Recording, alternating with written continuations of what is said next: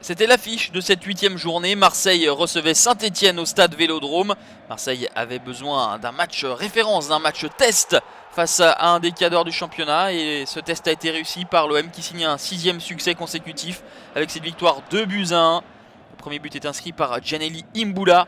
Le second à la récupération de cette balle d'André Ayew, c'est Dimitri Payet qui marque son 3e but de la saison pour le 2-0. En deuxième période, Saint-Etienne va réduire la marque à 2-1 avec le but de Jonathan Brison. Marseille conforte sa place de leader et Saint-Etienne glisse à la 6e place.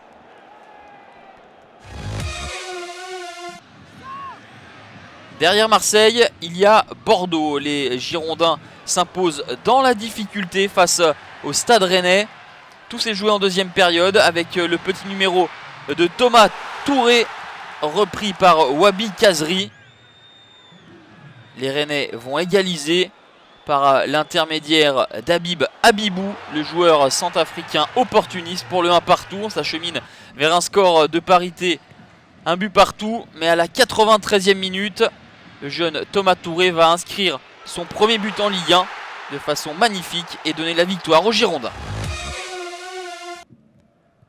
Le PSG voulait se rassurer avant son choc en Ligue des Champions face au Barça. Et bien c'est raté puisque les Parisiens ont concédé le match nul à Toulouse. Le premier but est inscrit par Wissam Ben Yedder qui profite de l'incroyable erreur de Serge Aurier, l'ancien Toulousain. Mais les Parisiens vont égaliser par l'intermédiaire de Jean-Christophe Baebek. 1 partout, score final.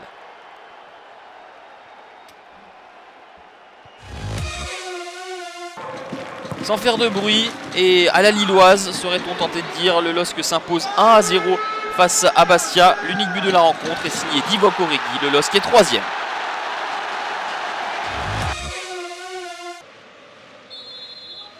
Lyon, sur une bonne spirale actuellement, était en passe de faire un nouveau bon coup du côté de la Beaujoire avec l'ouverture du score en deuxième période signé Bakary Koné.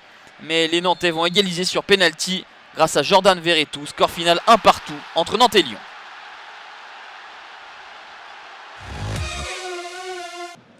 Le promu messin est inarrêtable actuellement. Les Grenats pointent à la 5e place du championnat en signant une 3e victoire consécutive. Victoire 3-0 face à Reims. Le premier but est inscrit par Falcon. Le deuxième de la tête également par Kachi.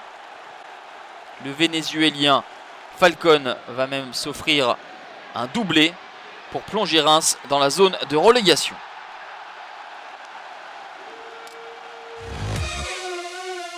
Derby azuréen, on pensait Monaco remis sur de bons rails après de bons succès. Mais c'est plutôt Nice qui enchaîne après sa victoire face à Lille qui s'impose 1-0 grâce à ce coup franc de Carlos Eduardo. Entre deux équipes en difficulté dans la deuxième moitié du classement, l'enjeu a pris le pas sur le jeu. 0-0 entre Lens et Caen. Rien ne va plus du côté des Merlus qui enchaînent une 4e défaite consécutive. Au contraire, d'Evian qui se rebiffe. 2e succès de la semaine pour l'ETG. 2-0 ici au stade du Moustoir. Le premier but est inscrit par Djakarija Koné. Le deuxième signé Cédric Barbosa. L'ETG s'impose 2-0.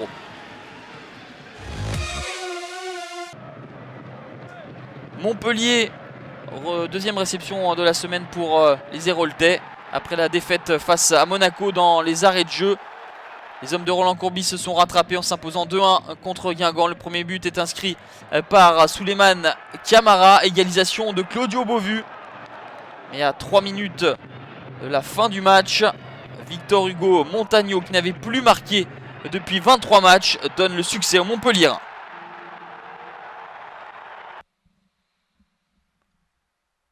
« 20 buts inscrits au terme de cette 8e journée.